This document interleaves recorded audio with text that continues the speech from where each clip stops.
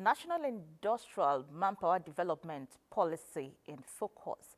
As President, Labour Business School, Osai Ilome joins the conversation which he had with my colleague, Benny Adams. We'll bring you that conversation now. This week, Nigeria took a historic step in reshaping its industrial future with the inauguration of the first ever National Industrial Manpower Development Policy, inaugurated by President Bola Ahmed Tinubu.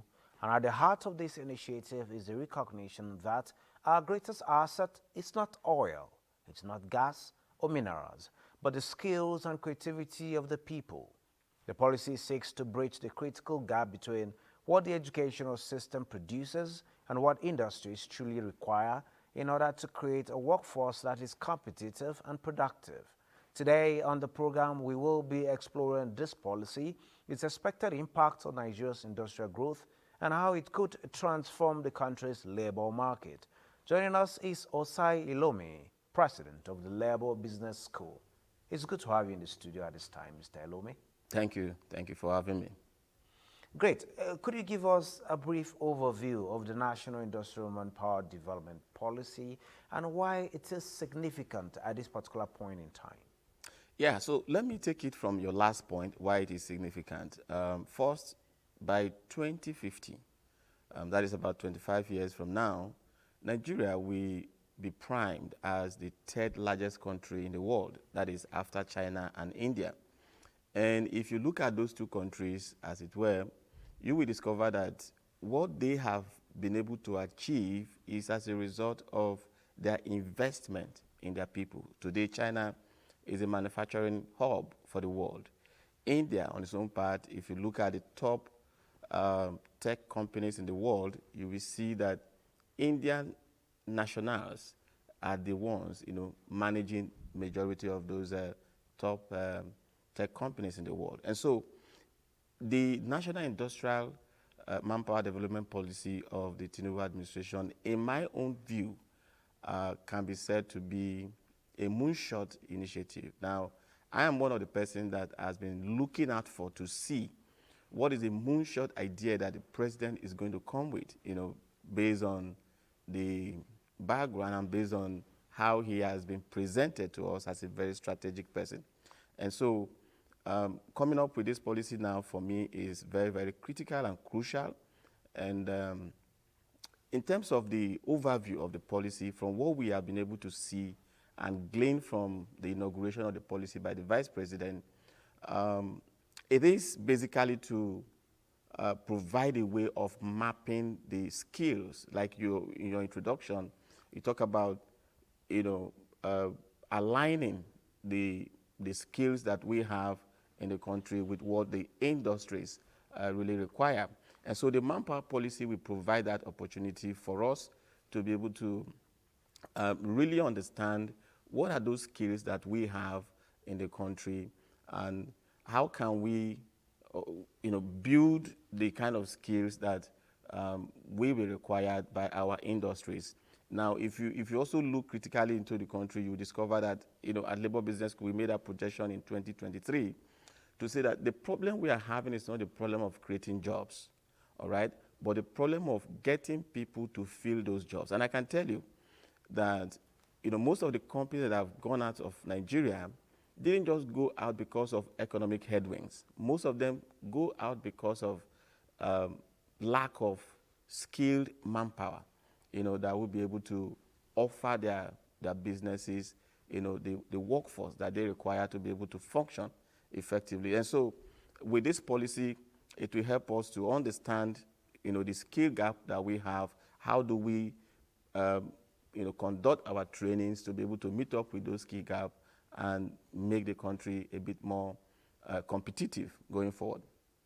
You're talking about this skills gap. In your opinion, what are these key workforce policy aiming to address? Yes, we know that the economy today is skills driven, not just about Nigeria, not just about Africa, but globally. That is the way to go. Before now, we've had policies, technical education in schools and all of that. Why hasn't that worked? And what do you think this is going to make a difference? Is this actually going to make a difference that we desire? Yeah, so let me give you an example with the United States. There is a labor statistics report that they provide um, every quarter. Every quarter, that report seems to um, forecast or provide information, insight into the amount of people that were employed within that quarter.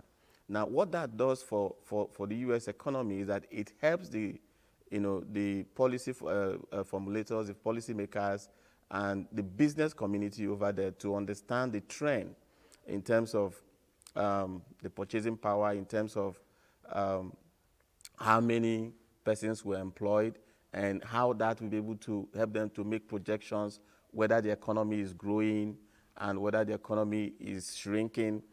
So it actually helps them in planning. All right.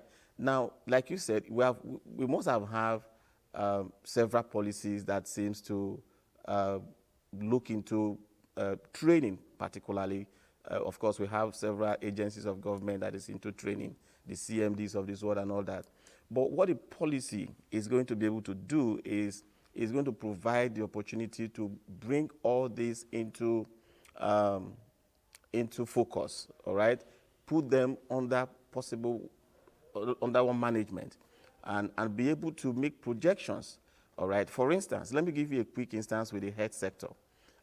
Today, based on World Health Organization statistics, the world is currently in need of about 11.1 million doctors and nurses, all right, health professionals. And we have seen that back home in Nigeria, our healthcare professionals are highly sought after across the globe.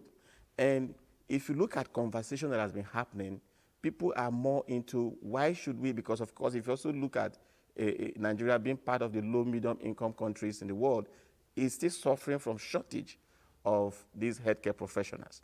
All right, now, so you have to balance this scenario. So you, on one hand, your healthcare professionals are being sought after globally. On the other hand, you are having short supply, even locally. So how do you do that? With this policy bringing all these issues under one management, they will be able to design a framework on how we can train more nurses, train more doctors, and be able to meet the home demand as well as be able to export nurses. So this is an example of what this policy can drive if well implemented, of course.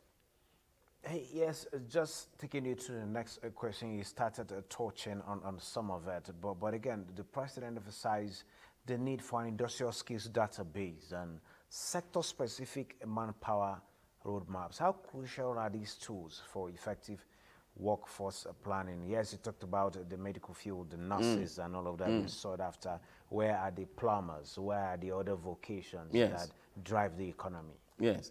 And that, of course, you also know that if you drill down into the skill gap that we have, I just use the healthcare as a critical example, which can serve as even a revenue earner for the country. But when you drill down, you see the challenge of, even like you just mentioned, the plumbers, the technicians, and all that. And sometimes you have people from neighboring countries coming to provide these services.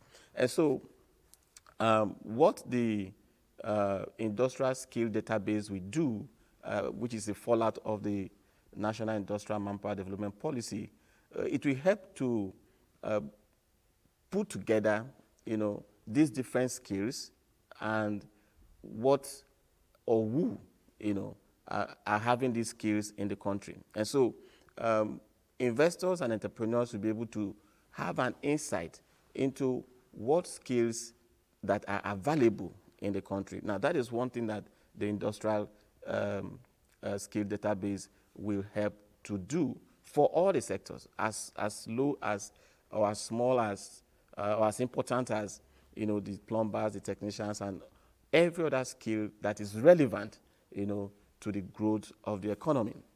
Now, there is the other aspect, which is the sector-specific roadmap that the policy is also going to introduce. Now, This will mean that, for instance, for manufacturing, for agriculture, for ICT, all right, there will be specific manpower plan, all right, which will, of course, bring about the understanding of the existing manpower that is available. For instance, we have the tertiary institutions, the university, the academic sector, churning out over 500,000 graduates, all right, every year. We have vocational centers across the country, and of course, the president is also doing big on encouraging vocational education. Yes, just hold your thoughts. Talking about the president encouraging vocational education, I'm asking this question. Talking about the role of vocational and technical education, how will it play in aligning not just this policy, but in its real implementation for effective service delivery? How do we go about that? What are your thoughts on that? Yeah, so if you look at, for instance, the 3 million technical program that was done by the 3MTT. The 3MTT, through all right? data. Yes. Yeah. Because we are in the digital world. We're in the digital age. Now, you will agree with me that most times, most of the works that needs to be done, all right, we don't have, like I said before, we don't have dearth of jobs, but we have dearth of manpower that will fill those jobs. And so having this policy, and having this sector-specific roadmap will help to bring people into the different sector, the different skill gap, to cover the different skill gap that we have. Now, understand something. When everybody says they're looking for a job, every job is not for everybody. Very true. All right? Because there is a mindset that you need to have to be able to remain in a particular job. You might be given a job today, all right? But if you don't have the mindset, for instance, if you are the kind of person that wants to be a driver, all right? You must have the mindset that you are a driver. Not that you are a driver and you have the mindset of living like, how do I put it now? Like a director. Well, how does that impact on productivity? Just briefly. Now, it impacts on the productivity because you'll be more focused. You'll be able to, like what we do in entrepreneurship, we tell people, love what you do, all right? So if you are not trained to understand the concept of your job and understand your expectations from that job, then you will become unproductive in that job because you are not going to be focused, and as a result, you will not be productive. Okay, thank you so very much, Mr. Osai Ilome, President of the Labour Business School, for sharing your thoughts with us at this particular point in time. As the policy unfolds or implementation begin, we're going to be having more of you in here so that we're going to evaluate and follow up how this thing actually works in real-time situation. Thank you. Thank you so much for having me. Well, this is it at this time. Let's take a break.